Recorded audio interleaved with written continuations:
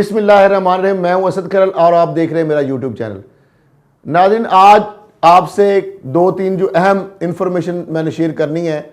और बिलाखिर आप जिस तरीके से आप देखते हैं चीज़ें, वीलॉग भी देखते हैं और प्रोग्राम भी देखते हैं, वो जो चीज़ें मैं कह रहा था अब आपको अंदाज़ा हो जाएगा वो हूबहू उसी तरीके से हो रही हैं कि किस तरीके से पीडीएम के अंदर तोड़ फोड़ हो रही है, किस तरह ये बंद गलीज में जा रही है, किस तरह आपस में रिफ्ट पड़ रही है और किस तरह जो कहता था कि इस्तीफे नहीं देंगे, ये सब ड्रामेबाजी हो रही है। और किस तरीके से मैंने कहा था कि मौलाना फजलुर रहमान और ये आपस में भिड़ जाएंगे और किस तरह JUIF के अंदर दरारें पड़ी, किस तरह नून लीग के अंदर दरारें पड़ी और किस तरह नून लीग और पीपल पार्टी के अंदर दरारें पड़ी और अल्टीमेटली जो ये लॉन्ग मार्च और इस्तीफ़ों की बात कर रहे थे, अब ये बात सारी सामने आ गई किस तरह। और ख़ास तौर पर एक और डेवलपमेंट जो हुई है वो है ख्वाजा आसिफ जो है उसकी गिरफ्तारी की। तो ये आज इस हवाले से कुछ अहम जो है चीज़ें जो है वो आपसे मैं शेयर करूँगा। एक तो नाज़रीन मैं आपको बताऊँ कि ख्वाजा आसिफ जो है इनको जो गिरफ़्तार किया गया और उसके हवाले से भी यकीनन मरियम औरंगज़ेब साहिबा और जो मरियम नवाज़ साहिबा की जानब से जो चीज़ें आई हैं वो ज़ाहिर बात यकीनन ये स्टीरियोटाइप हमें अंदाज़ा था कि इस तरह का रद्द अमल आएगा। तो उन्होंने कहा जनाब वो तो पोलिटिकल विक्टिमाइजेशन हो गई है और उन्होंने जनाब डील के लिए कहा और ये कहा और वो कहा, नवाज शरीफ को छोड़ दो और नहीं छोड़ेंगे तो हम आपको पकड़ लेंगे। अब इस कहानी जो पूरी है इसको अगर हकायक और फैक्ट के साथ मिलाएंगे तो ये बिल्कुल दो मुख्तलिफ चीज़ें हैं। यानी अगर मरियम नवाज साहिबा का ये कहना कि ख्वाजा आसिफ को ये कहा गया कि अगर आप नवाज शरीफ को नहीं छोड़ेंगे तो आपको हम पकड़ लेंगे, तो मामला ये है कि अगर नवाज शरीफ साहब को ना छोड़ने के वाले से अगर पकड़ने की बार ये इस तरह की बातें होंगी तो इसका मतलब उनके खिलाफ कुछ चार्जेस तो नहीं होंगे यकीनन। कोई उन्होंने करप्शन भी नहीं की होगी, कोई किकबैक्स भी नहीं की होगी, कोई मनी लॉन्ड्रिंग भी नहीं की होगी, तो वो सामने भी आ जाएंगी चीज़ें। लेकिन जो होशरबान इंकशाफात आपके सामने मैं बताऊँगा उससे आपको अंदाज़ा हो जाएगा कितने मासूम हैं, कितने इनोसेंट हैं और क्या इस बात पे जो मरियम साहबा की बात है इस पर पकड़ा गया है या उनकी अपनी वारदातों और कारनामों की वजह से पकड़ा गया। तो इस हवाले से नाज़रीन चंद जो अहम चीज़ें हैं जो इनसाइड्स उसकी है कि ख्वाजा आसिफ जो है जो साबिक़ वफाकी वज़ीर हैं उनको जो नैब लाहौर की जानब से मुबैना तौर पर आमदन से ज़ाहिर असासाजात के केस में जो गिरफ़्तार किया गया है इसकी तफसीलात हैं क्या, इस हवाले से मैं बताऊँगा। ख्वाजा आसिफ की गिरफ़्तारी के warrant chairman NAB justice Javed Iqbal की जानब से जारी किए गए और मुलज़म को एहतसाब अदालत इस्लामाबाद के रूबरू जो ट्रांजिट रिमांड के लिए पेश किया जाएगा, क्योंकि कानूनी तौर पर जब नैब लाहौर को, चूँकि वो केस है नैब लाहौर को वो मतलूब थे, नैब लाहौर ने नैब रावलपिंडी जो चैप्टर है जिसका दफ्तर इस्लामाबाद उसके साथ मिलकर उनको गिरफ़्तार किया। तो चूँकि इस्लामाबाद वफाकी दारुल हुकूमत की हदूद से उनको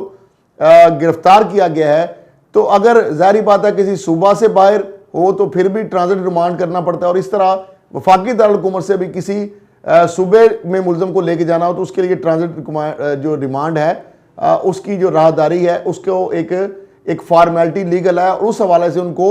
बतौर एक दिन जो है उनको बंद किया गया है नैब रावलपिंडी का दफ्तर जो कि इस्लामाबाद में वाक़ है वहाँ पे।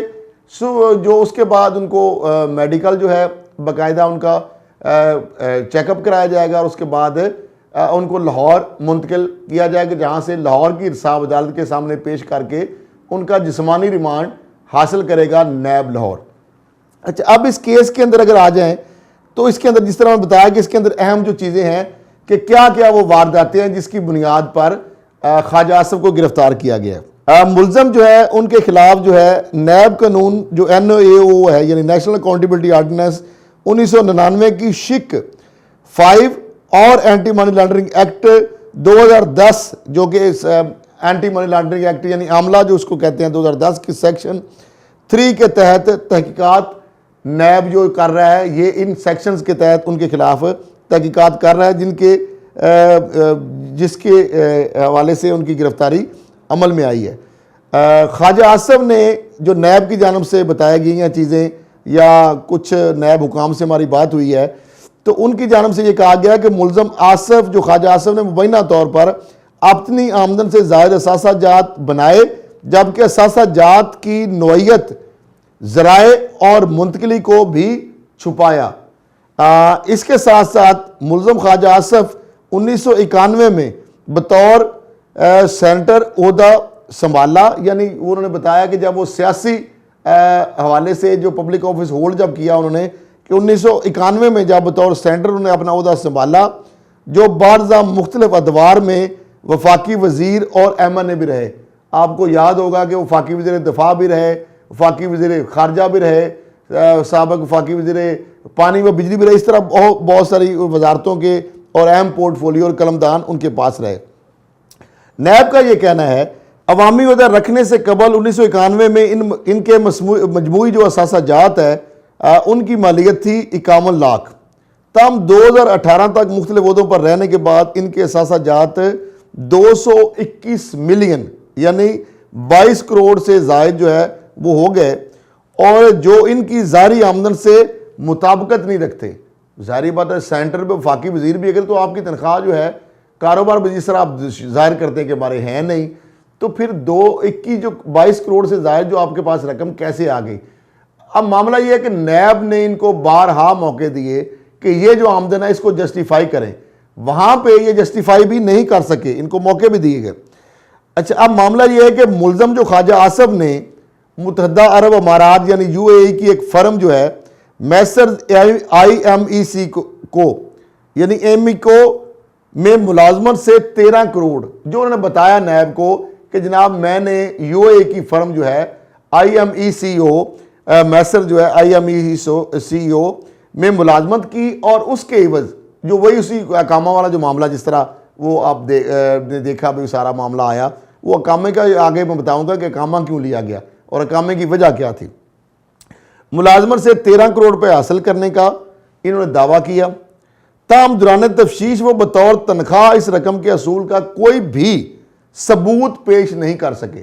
नैब ने अगर उनसे पूछा कि आपने जिस कंपनी से मुलाजमत आपने इख्तियार की है तो उससे अगर ये आपको तनख्वाह मिली है तो एज पर ला वो कंपनी थी मजाज या पाबंद थी कि वो आपके अकाउंट में ये रकम मुंतकिल करती। लेकिन यहां पे मामला बिल्कुल मुख्तलिफ था। वो ये था कि ख्वाजा आसफ साहब मौसूफ जो है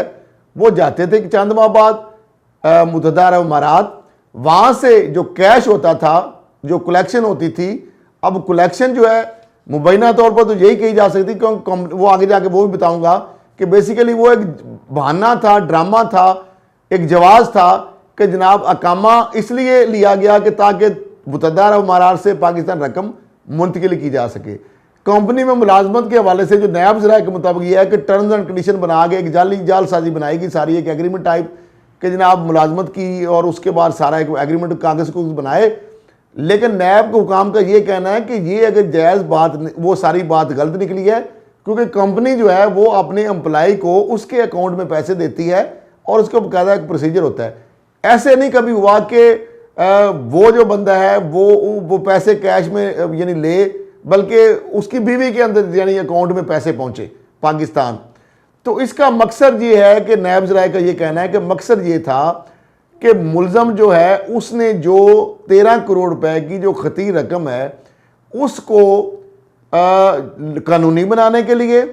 उसको गैर मुल्की तरसीलात ज़ाहिर करने के लिए, मनी लॉन्ड्रिंग जो है, एंटी मनी लॉन्ड्रिंग के जो लाज है उससे बचने के लिए वो एक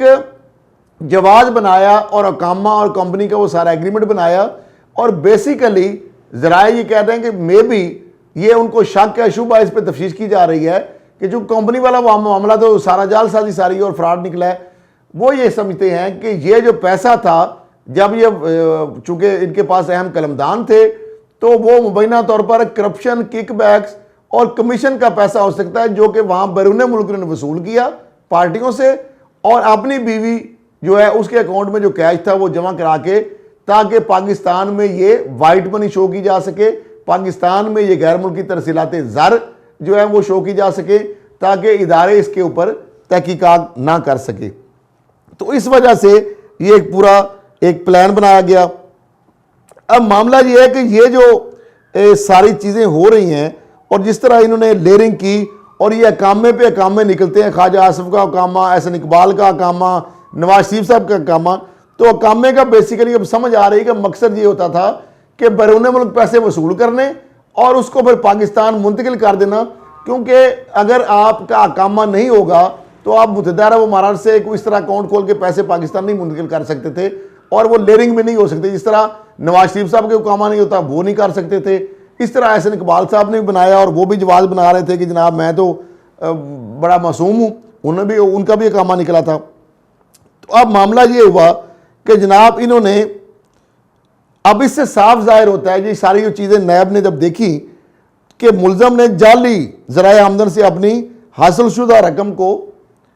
साबित करना चाहा, यानी वही है जाली ज़राए आमदन से अपनी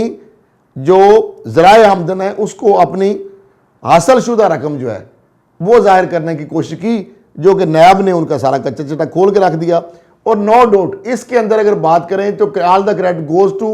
ऑनरेबल जस्टिस जावेद इकबाल साहब जो चेयरमैन नैब हैं, और ख़ास तौर पर मैं समझता हूं कि DG NAB major retired Shahzad Saleem sahab का भी इसके अंदर बड़ा रोल है, क्योंकि नैब के हवाले से अगर कारकर्दगी की बात की जाए तो नैब के जितने भी चैप्टर्स हैं, नैब रावलपिंडी का चैप्टर है या बाकी जितने भी नैब के चैप्टर हैं, उनकी कारकर्दगी एक तरफ, और लाहौर के चैप्टर नैब जो है मेजर शहजाद सलीम जो है उनकी सरबराही में, उसकी कारकर्दगी तमाम की कारकर्दगी मिला रही तो उससे ज़्यादा है, क्योंकि जितने भी बड़े मुल्ज़म हैं मेगा करप्शन के या केसेस के पकड़े, वो रिकॉर्ड पे बात है कि उसमें मियाँ नवाज शरीफ साहब की बात हो, साबिक वज़ीर आज़म, वो नैब लाहौर ने पकड़ा, उसमें शहबाज शरीफ साहब जो हैं उनको नैब लाहौर ने पकड़ा, उसमें सबसे ताकतवर ब्यूरोक्रेट जो है फवाद हसन फवाद जो है principal secretary to prime minister, उनको नैब लाहौर ने पकड़ा, आहर चीमा जो है ब्यूरोक्रेट ताकतवर और जो कार खास सारे फ्रंटमैन शहबाज शरीफ साहब नवाज शरीफ साहब, उनको नैब लाहौर ने पकड़ा, ख्वाजा बरादरान ख्वाजा साद रफ़ीक सलमान रफ़ीक उनको नैब लाहौर ने पकड़ा, हमजा शहबाज जो है उसको नैब लाहौर ने पकड़ा,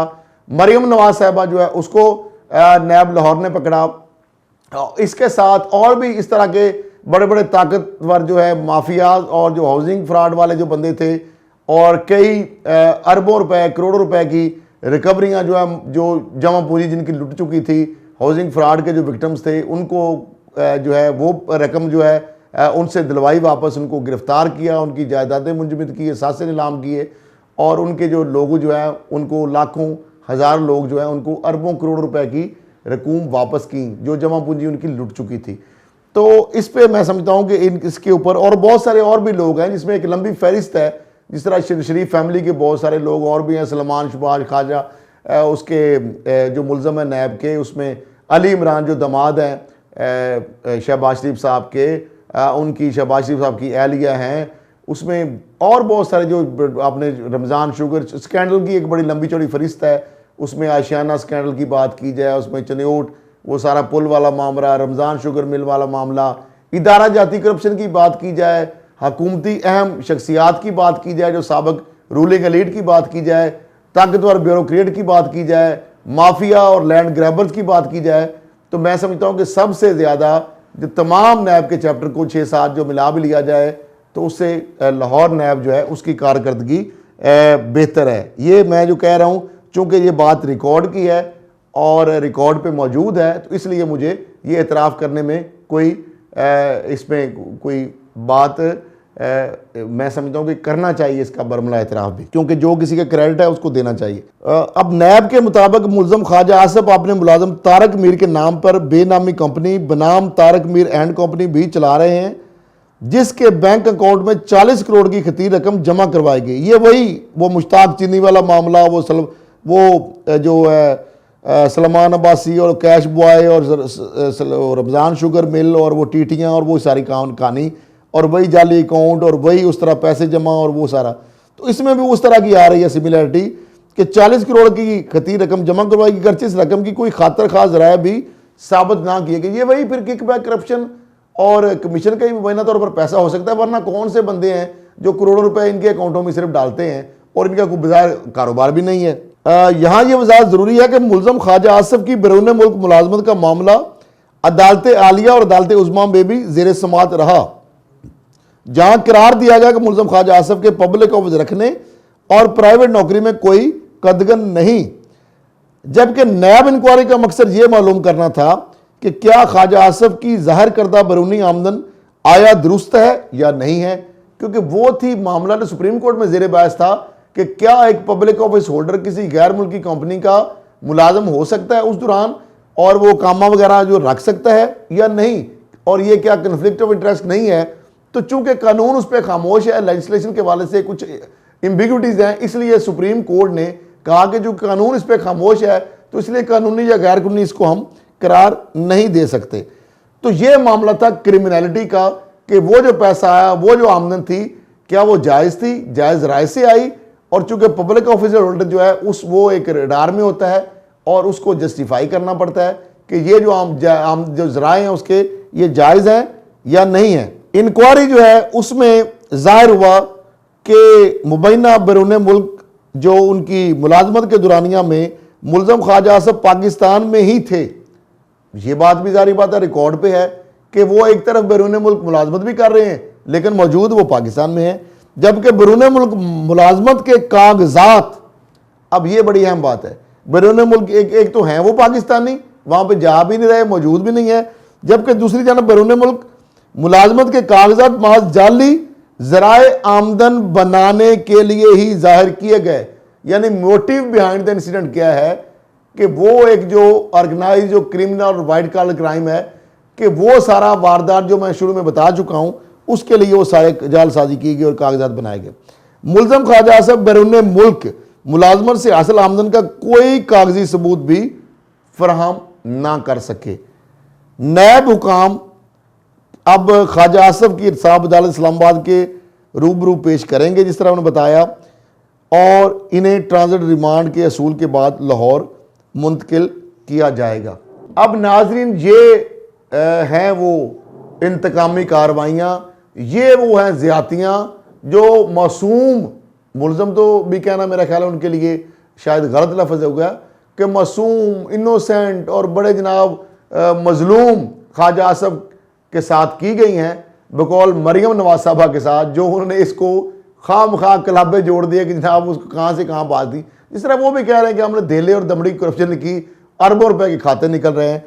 तो ये मामला जिस तरह मैंने बताया, और इसके साथ एक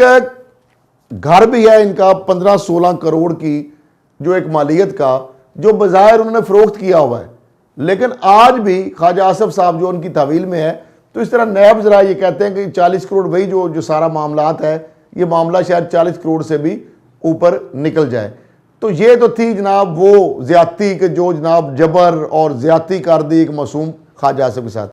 अब आगे आ जाते हैं PDM का धड़न तख्ता, और किस तरह वो बंद गली में गए हैं और किस तरह वो आपस में ही भिड़ गए हैं और टकरा गए, उसको भी शॉर्टली में बताता हूँ। एक तो यह है कि मरियम नवाज साहिबा जब गई हैं सिंध का दौरा उन्होंने किया, तो उसके बाद एक बड़ी अहम पेशरफ्त और बड़ी तेज़ी से एक तब्दीलियाँ और रूनमा होती हैं। एक तो यह है कि मरियम नवाज साहिबा जो ही सिंध का दौरा किया और वहाँ पे स्पीच वगैरह की उन्होंने, तो वहाँ पे क्या हुआ, सब जरदारी साहब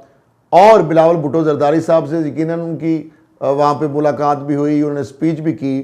तो जब उनको ये लगा कि मरियम नवाज साहबा की जो सोच है, जो फ़िक्र है, जो उनकी आगे की मनसूबाबंदी है,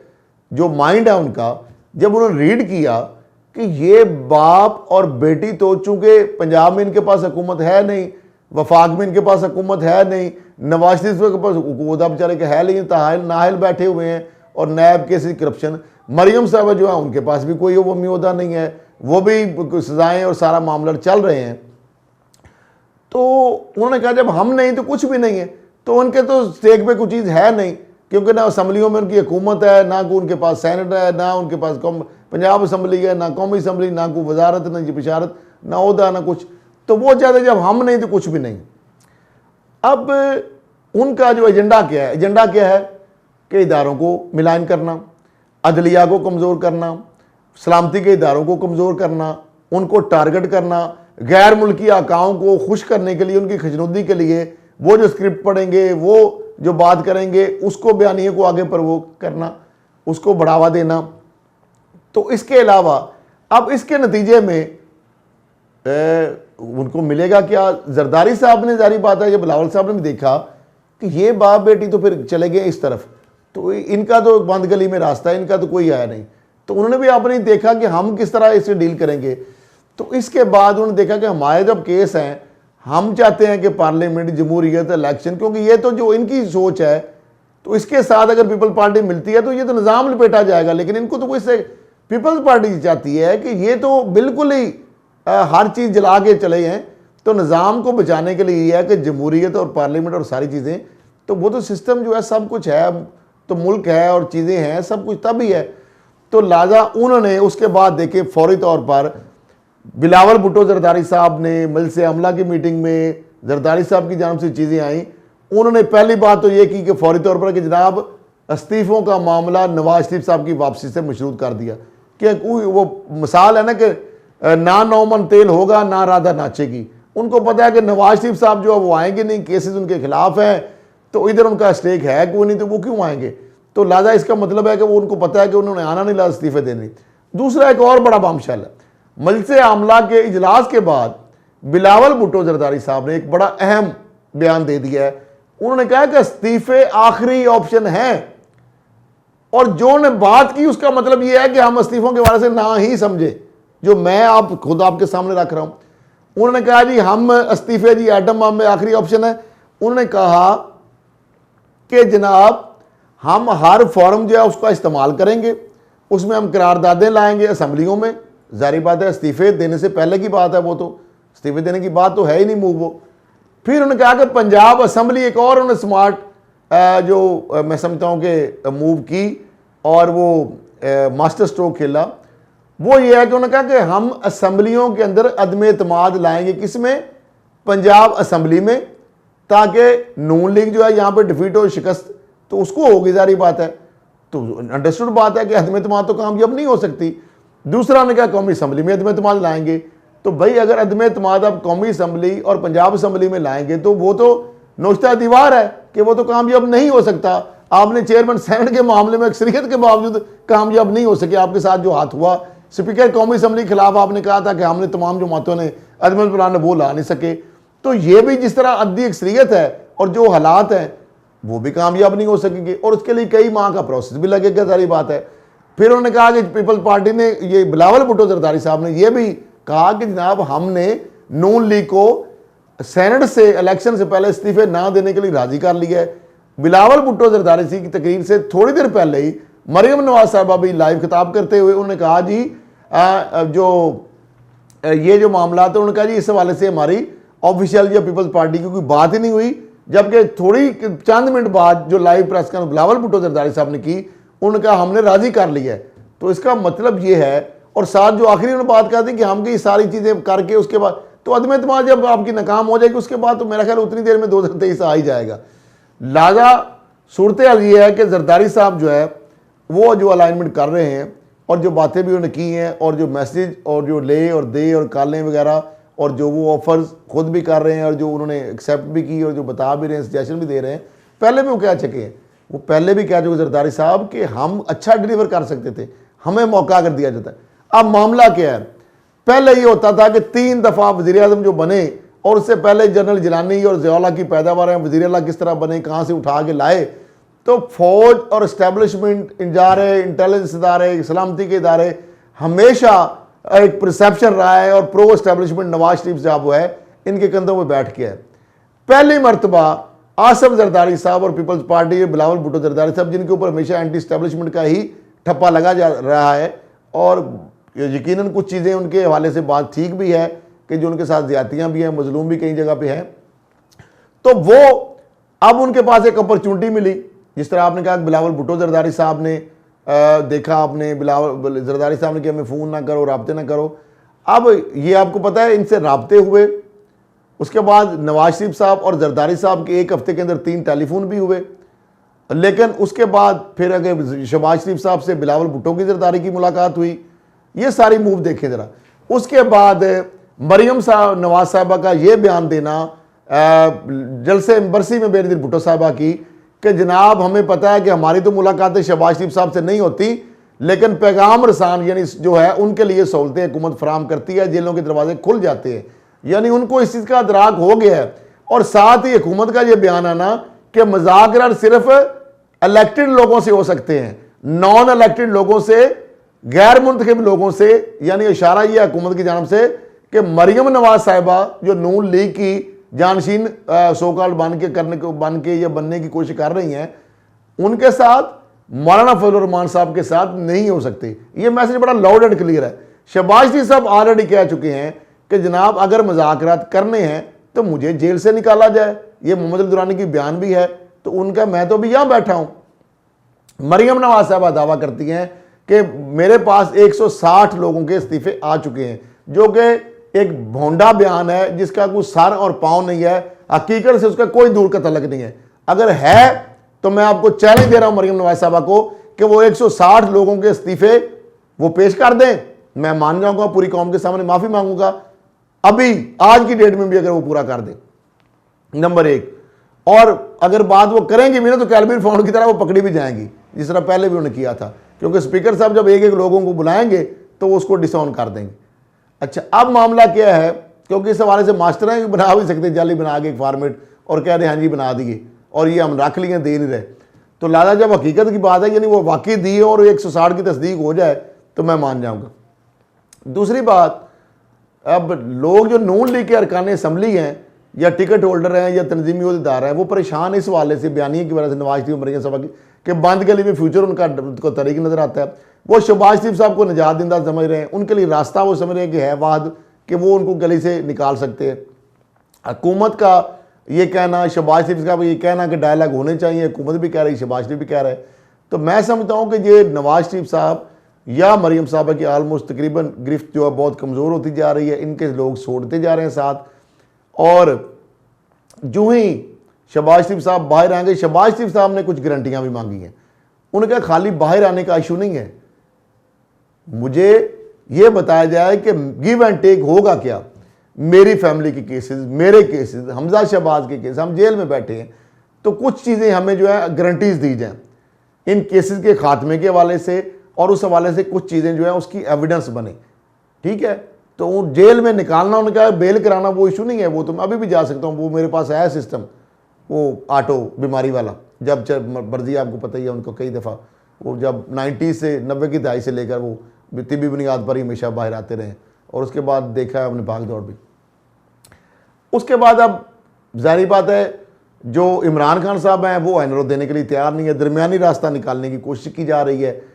तो पीर बगाड़ा और उनकी जमात वो इत्तेहादी भी है, GDA सारा उनकी जानब से लोगों का, जो दुरानी साहब का आना, हुकूमत की जानब से उनको मुलाकात कराना, तो ये सारी चीज़ें डॉट आप मिलाएंगे तो समझ ये आ रही है कि PTI और शहबाज शरीफ साहब और शेख रशीद इस तरह कहें कि वो हमारे ही साथी हैं, और डायलॉग के वाले से कंसेंसस जो है और इस्तीफे के वाले से भी वो मुखालफत कर रहे हैं, और ये सारी चीज़ें, तो मैं समझता हूँ कि ये इस पर बड़ा डिस्परेट हुए पड़े हैं बाप और बेटी। अब उसके बाद आ जाते हैं जो है पीपल्स पार्टी जो है, उनकी स्ट्रेटजी मैंने बता दी, वो अपनी लाइन सीधी करने के चक्कर में, जिस तरह शहबाज शरीफ के हमारे केस ये वो सारा, तो अब आहिस्ता आहिस्ता यानी नवाज शरीफ यानी उसकी बजाय जो रिलाय करना बिलावल का या जरदारी साहब का, मरियम या नवाज शरीफ साहब की जाने से पहले उन्होंने फ़ोन किया, उसके बाद उन्होंने शहबाज शरीफ साहब से अलाइनमेंट शुरू कर दी। अब शहबाज शरीफ साहब आसवद जरदारी और बिलावल भुट्टो जरदारी और साथ जनाब ये मिलके अब PTI हुकूमत जो है उसकी लाइन टो करनी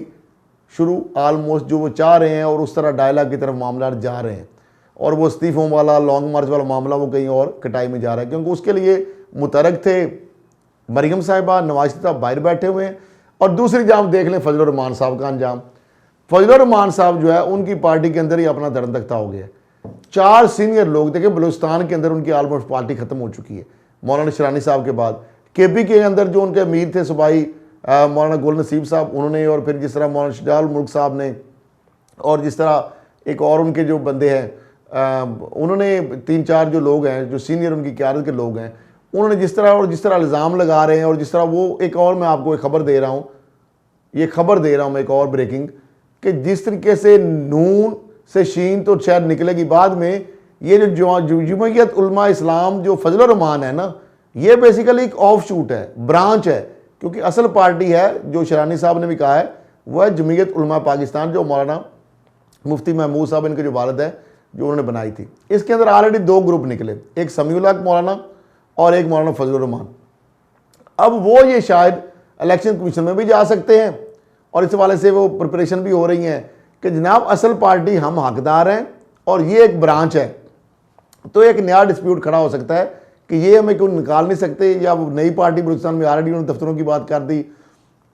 KPK में भी, और सारा ये मामला जो है ना ये भी इस तरफ जा रहे हैं। तो अब सिनेरियो ये बन रहा है कि एक तो ये अब बात क्लियर होगी कि इस्तीफों वाला मामला जो है ना वो तो हुई बात पुरानी, लॉन्ग मार्च वाला मामला ये हो गया। फजलुर रहमान साहब इस तरह जरदारी साहब अपनी डीलिंग के चक्कर में है, शहबाज शरीफ अपनी में। फजलुर रहमान साहब ने भी कहा है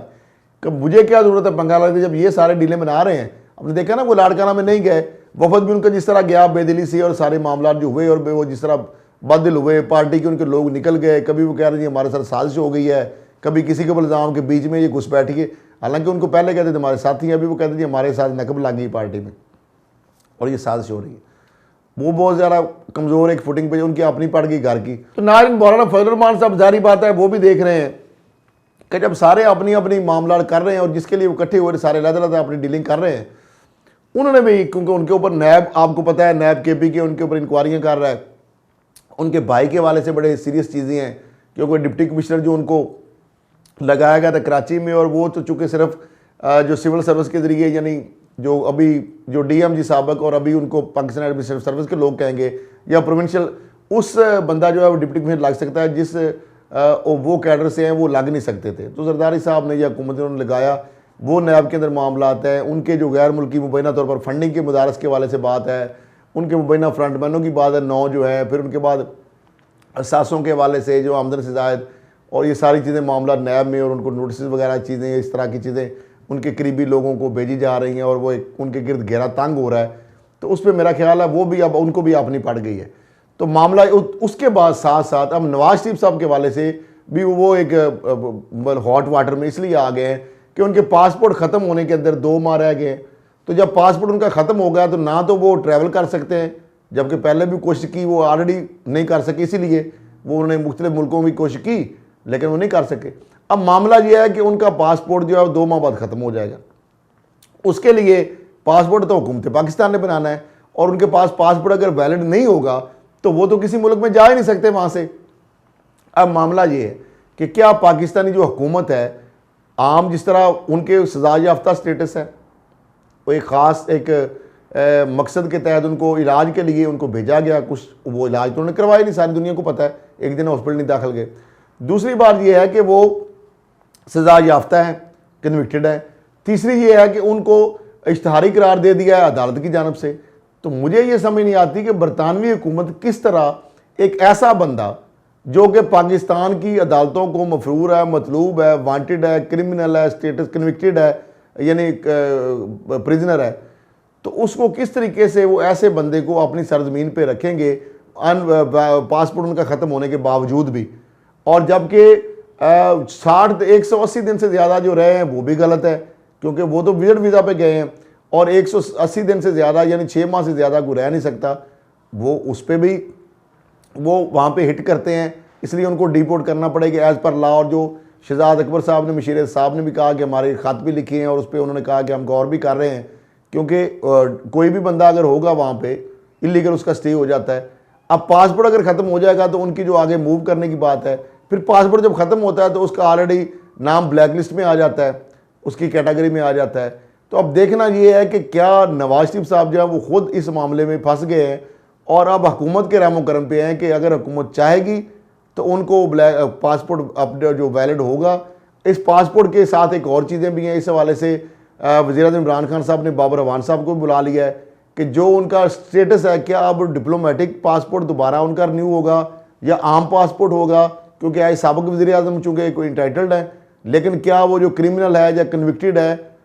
या मफरूर है, क्या उसको भी ये स्टेटस दिया जा सकता है। तो ये सारी चीज़ें जो हैं ये भी बड़ी अहम फैक्टर हैं। इस हवाले से अब मरियम साहिबा और नवाज शरीफ साहब को भी अल्टीमेटली उस तरफ आना पड़ेगा, अब मरूने मिन्नत होंगे हुकूमत के। तो लिहाजा ये जो सारा गुब्बारे से हवा है ये तो निकल गई है, और आगे आ गया सेनेट के मामले का, जो इलेक्शन का मामला जो सुप्रीम कोर्ट में एक चीफ जस्टिस ने बेंच भी बना दिया है। तो मेरा ख्याल ये है कि उसमें जो हुकूमत ने कहा है कि जो खुफिया रायशुमारी के बाद शो ऑफ हैंड के जरिए, तो चूँकि मामला शफाफियत का है, हाउस स्टैंडिंग के रोकने का है, हुकूमत ने चूँकि ओपिनियन मांगी है वो सुप्रीम कोर्ट से, उसको सुप्रीम समझते हुए, तो सुप्रीम कोर्ट यकीनन इस मामले में चाहेगी, या आवाम की ओपिनियन भी यही है, जो मैं तो फैसला तो सुप्रीम कोर्ट ने देना है, चीफ जस्टिस ने बेंच भी इसमें कायम कर दिया है।